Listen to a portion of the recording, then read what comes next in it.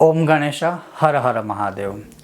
श्राद्ध पक्ष में या श्राद्ध काल में और ख़ास करके पितृपक्ष के महाप्रयोजनीय ऐसे 2 से 3 या 4 अंग, मतलब 2, 3 या 4 इसलिए बोल रहा हूँ क्योंकि देश काल अनुसार जो भी आपको इसमें से प्राप्त हो वो अवश्य करना चाहिए।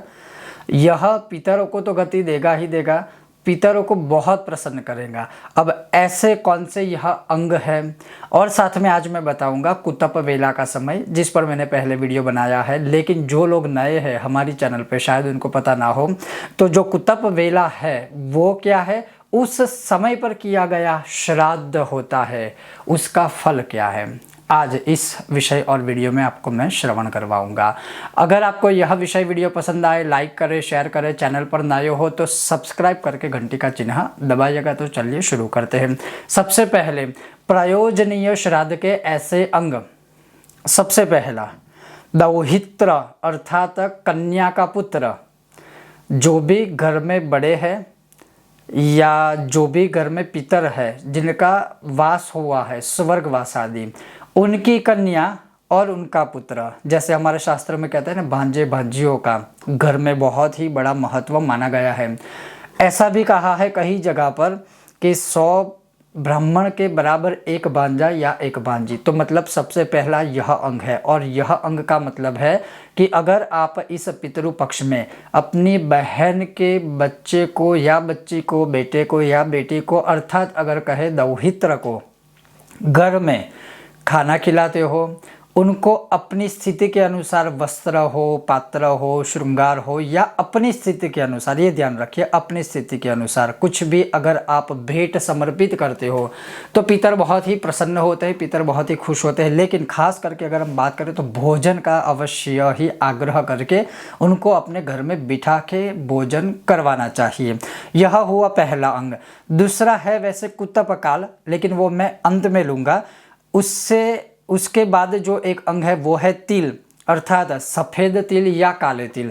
इस पितृपक्ष में पितरों को तर्पण करने के लिए, पितरों की गति हेतु, पितरों को मोक्ष प्रदान हेतु जितने तिल का, चाहे सफ़ेद तिल हो चाहे काले तिल हो, मतलब मानिए ऐसा नहीं है कि सिर्फ पितृपक्ष में तर्पण हेतु की यहाँ बात की गई है। तिल के विषय में आप सफ़ेद या काले तिल का दान भी कर सकते हो, या भगवान शिव जी के ऊपर दूध में या जल में काले तिल डालकर आप अभिषेक भी कर सकते हो।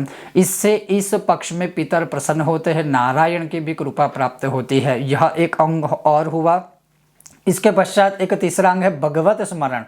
भगवान का जितना अधिक स्मरण, सत्संग, कथा, श्रवण, पठन, पाठन, और उसमें भी खास करके मुझे 8 या 9 लोगों का एक प्रश्न आया है कि गुरुजी क्या इस पितृपक्ष में हम गरुड़ पुराण का पाठ कर सकते हैं या भगवद गीता जी का पाठ कर सकते हैं? क्योंकि बहुत लोग शायद अंधश्रद्धा हो, शायद डर रहे हैं कि गरुड़ पुराण का पाठ नहीं हो सकता, घर में हम रख नहीं सकते। ऐसा कुछ नहीं है, आप इसका पाठ करेंगे तो यह तो सर्वोत्तम भक्ति हुई। तो भगवद गीता हो या गरुड़ पुराण का पाठ हो या फिर भगवान का जाप हो, या फिर जैसे हमने कहा विष्णु सहस्त्र आदि है, जो भी आप चाहे वो कर सकते हैं। तो भगवत स्मरण हुआ।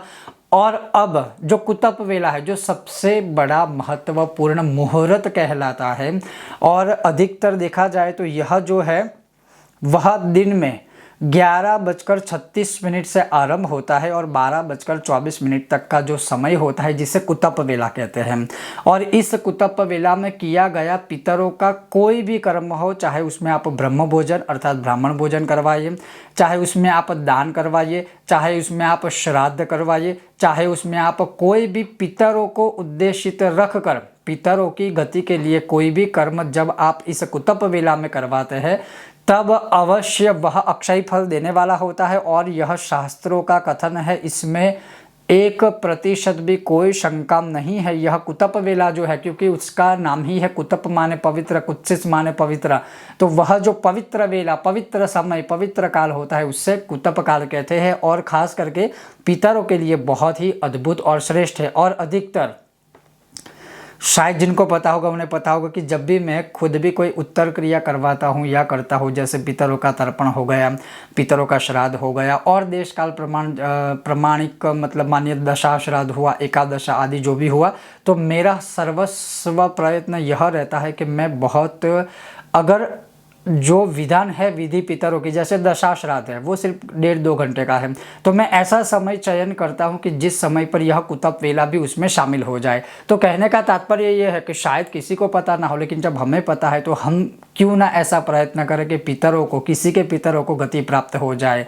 तो फिर अपने पितरों के लिए तो अवश्य इस कुतप वेला में कर्म करना ही चाहिए। और एक विशेष अंग है, और वो विशेष अंग ये है कि चांदी का दान। आप चांदी के किसी भी पात्र का, चांदी से बनी हुई कोई भी वस्तु का दान कर सकते हो, या फिर इसमें यहाँ तक लिखा है कि चांदी के साथ अगर कोई अन्य धातु, जैसे मानिए कि तांबे के साथ हो, पीतल के साथ हो, तो अगर चांदी मिश्रित भी होगी तो भी कोई दुख या वो नहीं है। रजतस्य कथावापि दर्शनम दानमेव व राजतेर्भाज नैरेषाम अथवा रजतान्वितैः।